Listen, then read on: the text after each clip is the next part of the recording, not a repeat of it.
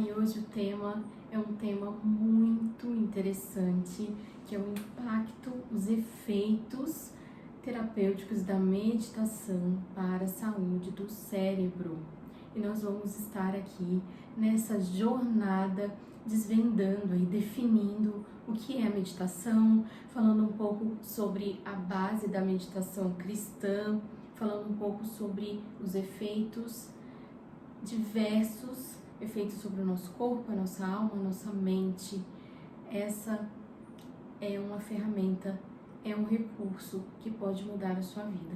Eu sou Marcela Couto, eu trabalho com pacientes que têm depressão, estão se recuperando do AVC e TDAH, autismo, e nós trabalhamos com neuromodulação e nós procuramos associar aos nossos tratamentos todos os recursos possíveis que possam promover neuroplasticidade e mudar a estrutura e a forma do cérebro funcionar.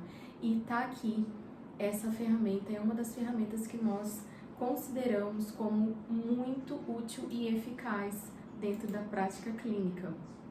Nós temos aqui a definição, então o que é a meditação? Nós vamos ver que pela definição simples do dicionário, eu destaquei ali meditação, ação, assim como a oração, uma outra aula que nós demos aqui, né, no canal, e que nós falamos sobre os efeitos fisiológicos da oração no cérebro, né, no corpo e na alma também. E nós vamos dizer aqui que assim como a oração, a meditação é uma ação assertiva para você mudar a sua forma de pensar, o pensamento acelerado, né? Então, na íntegra, a gente vai definir a meditação como estudar o pensamento, estudar o conteúdo de alguma coisa e pensar sobre, ponderar. É o que a gente vai achar de definição. E nós temos o principal termo relacionado com a meditação, que é o termo de atenção plena, ou mindfulness no inglês. E que nós vamos ver que, através desse termo, nós definimos que é um estado mental que se caracteriza pela autorregulação da atenção para a experiência do tempo presente, você conseguir se focar no hoje, no agora, certo? Numa atitude aberta de curiosidade, ampla e tolerante, dirigida a todos os fenômenos que se manifestam na mente consciente, ou seja, todo tipo de pensamento, fantasia, recordação, imaginação, sensação e emoção percebida no campo da atenção, que são aceitas sem julgamento, certo? E nós vamos falar bastante sobre isso. Isso não vai deixar de fazer parte da sua vida, você vai entender bem todos esses conceitos, esses termos. Então, os motivos para você meditar, vamos lá. A meditação promove saúde cognitiva, saúde física, saúde emocional e saúde espiritual, certo? No campo da saúde cognitiva, nós temos: ela impede o seu cérebro de envelhecer, melhora a capacidade de aprendizagem e memória, e ela favorece a capacidade de concentração e cognição. Para a saúde física, nós vemos que os estudos que vão mostrar, lindíssimos, com ressonância magnética, vão nos mostrar que ela modifica o volume, a densidade do córtex, de muitas áreas importantes de processamento, de memória, de emoção, de cognição. Então, nós temos a redução do estresse, né, e o relaxamento, a diminuição da pressão arterial, da frequência cardíaca, a melhora da qualidade do sono, como consequência aí da prática diária da meditação. E nós temos o efeito analgésico e a resistência à dor como um dos principais efeitos físicos aí da meditação. Em relação à saúde emocional, promove regulação das emoções, diminuindo os sintomas de depressão e ansiedade, e nós vamos ver isso até em adolescentes, viu? Ansiolítico natural, promove bem-estar. E na saúde espiritual, aprofunda o nosso relacionamento com Deus, porque a gente vai ver que uma das definições é um diálogo, é o relacionamento, e o acesso ao desconhecido, autoconhecimento e autocontrole, resistência à dor e resistência ao sofrimento, aí vinculados aos ganhos espirituais da meditação. Não poderia deixar de falar sobre o contato que nós temos na clínica sobre a meditação. Então, quando eu vi os sintomas, né, eu tenho uma experiência hoje com depressão e ansiedade por conta da neuromodulação e os protocolos que a gente vai fazendo de adequação ao condicionamento físico. A gente sabe que o exercício, ele é uma solução para quem lida com os sintomas da depressão, certo? O exercício na intensidade correta, a regulação da rotina para caber o exercício sem falha, né? Junto com a alimentação, regulação do sono. Então nós temos a meditação dentro do ritual de entrada do dia. E eu desenvolvi uma ferramenta, um caderno que você vai registrando ali o seu exercício diário para você se tornar um meditador. Eles são 6 passos e facilmente você vai começar a perceber que você vai se tornando um meditador com esse exercício que a gente vai propondo. E a base, né, da meditação, além do relaxamento muscular, além das coisas que a gente viu no outro slide, né, como consequência, a gente tem um princípio, né? A gente tem um princípio cristão que vai basear essa meditação, e nós temos a ideia de que Josué 1:8 que fala: medita na palavra de dia e de noite. Tenha algo para refletir, para meditar. E isso sugere memorização. E sugere também falar com Deus. E quando você começa a memorizar algo que é base, é valor para você, que modifica o seu dia, você começa também a desenvolver foco e atenção. E começa a conseguir aquietar a sua mente, o seu corpo. E associado a exercícios respiratórios, esses estímulos cognitivos, a reflexão, a gente chega num silenciamento, certo? Como consequência da oração. Na aula sobre oração nós falamos dos benefícios da oração, né? Todo mundo deveria começar o dia com a oração, porque a oração ela reorganiza os pensamentos, ela libera um monte de espaço aí no seu HD para você funcionar durante o dia, você se organiza, resolve coisas no espaço da oração. E a gente vai ter a meditação muito vinculada com esse diálogo com Deus, certo? E a meditação, ela pode então, considerando isso, ser iniciada a partir de uma oração em que você usa a sua aparato cognitivo, a sua razão para construir frases, para você dizer coisas.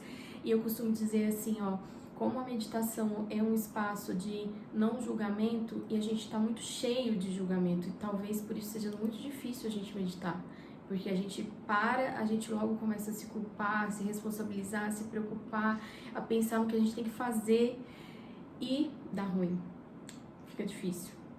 E o que a gente pensa aqui é que em oração a gente ajusta, a gente organiza esses pensamentos, e tem algo na oração que é o arrependimento, a oração de confissão, em que você se examina e você consegue identificar as coisas que você tem feito de errado. E quando você se arrepende, você concorda comigo que julgamentos e essa perturbação que a gente tem de cobrança, ela vai estar em outro ambiente, já vai estar transferida para outro lugar, além da sua mente, do seu coração. Ou talvez realmente sanado, né? Porque o perdão resolve muitas coisas, né? E a confissão resolve muitas coisas. Então, a oração de confissão fica aí como um aquecimento para a gente liberar a nossa mente, o nosso corpo para algo pleno, que é o resultado da meditação na nossa vida, certo? Então, a ciência ela tem reconhecido a oração, e aí eu vou recomendar de novo, passa lá e veja a aula de oração depois, como uma ferramenta terapêutica capaz de promover saúde mental com efeitos fisiológicos sobre os órgãos, e é considerada, sim, uma técnica de meditação.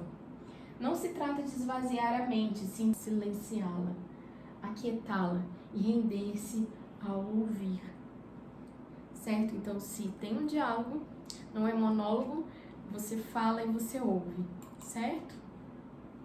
E os efeitos da meditação para a nossa saúde cognitiva. Então, a gente, detalhando um pouco mais, né? Tem esse artigo que eu separei para a gente falar, é uma meta-análise, e ela vai dizer, então, sobre a importância de programas baseados na técnica Mindfulness. E esses programas estão hoje erradicados em todos os lugares, principalmente dentro das escolas. Então, as organizações de saúde entenderam que os alunos, desde o primário, as crianças precisam começar a meditar, porque o impacto no resultado da vida acadêmica das crianças estavam a ansiedade, a depressão pós-pandemia. Houve aí uma queda no rendimento, né, das crianças, e aí começaram a estudar de um jeito ao longo do tempo, né, longitudinal, os efeitos da meditação. E a gente consegue ver, por exemplo, informações do tipo, crianças que começam a aprender a meditar quando crianças. Quando adultos, elas não terão pressão arterial alta, por exemplo, hipertensão. Então, a gente está aí diante de, realmente, sim, um alívio medicinal, certo? Então,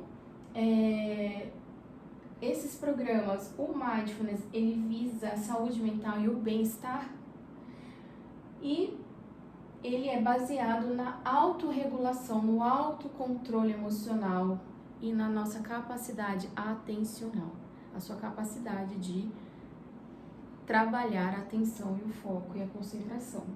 E atenção plena quer dizer prestar atenção no momento presente. Você estar aqui agora, não pensar no passado, não pensar no que você vai fazer daqui a 15 minutos, daqui a um dia, daqui a um fim de semana, certo? É você estar aqui agora. Tim Steed, ele vai falar, e outros autores também vão falar, que a oração auxilia para a atenção plena. Então, a gente pode dizer que um dos motivos da oração ser considerada meditação é que ela desenvolve a atenção plena.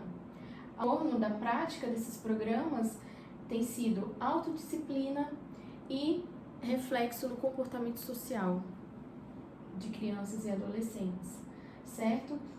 E esses programas são colocados na escola com o objetivo de fazer com que os jovens sejam mais conscientes, tanto para rendimento cognitivo na escola, quanto para a vida, certo? Então, tem estudos falando que há reflexo do comportamento não só do rendimento na escola, quanto em casa. Em relação à saúde cognitiva, o que a gente ganha regulando a nossa atenção plena? O que a gente ganha meditando? Tensão e motivação, regulação da emoção, extinção e reconsolidação do comportamento desadaptativo ou mal adaptativo, ou seja, a gente está numa condição de que a gente está alimentando um comportamento todos os dias de ansiedade. Ansiedade digital, por exemplo, em que a gente vai olhar toda hora nossos likes, se o vídeo se aconteceu alguma coisa, alguém deixou uma mensagem, eu preciso responder. Esse senso de urgência e essa necessidade, ela vai gerando ali, dia após dia, uma mal adaptação. E quando a gente menos percebe, a gente está convivendo com sintomas de algo crônico, algo instalado na nossa vida. A meditação, ela consegue quebrar esses padrões ruins, maus hábitos relacionados à reação como raiva, agressividade, por exemplo. E aqui, abrindo um parênteses, falando sobre crianças pequenas, a gente vai observar que comportamento mal adaptado, gerado, por exemplo, por super estímulos da televisão, a gente vai ver hoje a tecnologia dos desenhos, a sonoplastia, a forma com que a TV, o conteúdo da televisão, das telas, do celular, estão sendo pensados, eles geram mal adaptação para hiperativação do cérebro, né? E isso se traduz em perda de atenção e hiperatividade, né? E aí a gente vai ver aqui mal adaptação, que se resume em raiva, agressividade. Se você deixa uma criança acostumada numa rotina de muita TV, de muita tela, no dia que você quer tirar, você vai perceber esse comportamento mal adaptativo em crianças pequenas, raiva e agressividade. Então, fechando um parênteses aqui para você ficar alerta, para você fazer uma conexão com tudo que a gente está falando aqui, porque serve para a vida, para a gente aplicar em outras situações também, certo? Mudanças de perspectiva sobre si mesmo. Interocepção, a capacidade interna de você perceber o que está acontecendo com o seu corpo. E é essa capacidade de sensação, essa sensibilidade, esse feedback que a gente tem em relação ao nosso corpo, as nossas sensações, como fome, sede, cansaço, estresse. Essa capacidade de perceber se chama interocepção, certo? E é por causa dessa percepção que a gente consegue identificar e usufruir do bem-estar e tomar medidas de autocuidado. Ou seja, se nós temos uma displicência conosco que está relacionado com essa capacidade do foco, com essa incapacidade de controle, né, da atenção, ela vai se refletir até mesmo no autocuidado, porque a gente precisa dessa sensação, a gente precisa compreender que nós não estamos em bem-estar, que alguma coisa está errada para a gente tomar a decisão do autocuidado, certo? E isso a gente está falando de medidas de saúde, coisas importantes, né? Então, é para a nossa sobrevivência e esse mecanismo de atenção ao nosso próprio corpo, a gente perceber que a gente está com a frequência cardíaca aumentada, por exemplo, antes de ter uma crise de ansiedade, muito importante, é uma capacidade muito importante que precisa estar aguçada e a meditação traz isso para nós. E uma maior capacidade de atenção plena está associada com a função cognitiva melhorada. Então nós temos aí a relação da meditação, a oração como uma técnica de meditação, podendo desenvolver atenção plena e atenção plena desenvolvendo uma cognição melhorada para nós, certo? Então a gente está falando aí de longevidade também. Quanto mais cedo começar, melhor, né? Já falei das crianças pequenas, já falei dos estudos falando sobre crianças e adolescentes. E os programas já iniciando na escola com terapia comportamental com base em mindfulness para crianças pequenas, porque as crianças já crescem com autocontrole e com a atenção aguçada, refletindo aí no seu desempenho acadêmico. Procure para os outros vídeos do canal, nós temos aulas sobre muitos assuntos relacionados ao cérebro, relacionado à qualidade de vida, longevidade, e se inscreva, aperta o sininho, nos ajude aí para a gente fazer mais conteúdo como esse.